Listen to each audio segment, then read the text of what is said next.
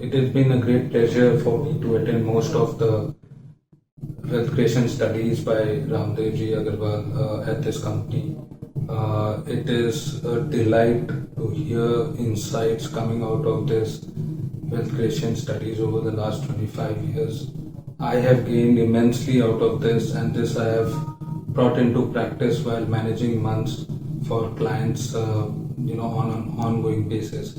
Each year is a new episode in which we can fine tune our investment process so that the chances of winning are much more than the chances of losing. It is a very foolproof method which, if applied in letter and spirit, gives great results, and one has to really apply its brains as to which of the principles should be applied where, and then the results are there to see. One of the great influences in my investment career has been the a wealth creation study which Ramdevji created on gruesome and good companies. This has had an everlasting impact on the way I would have thought before this knowledge came through.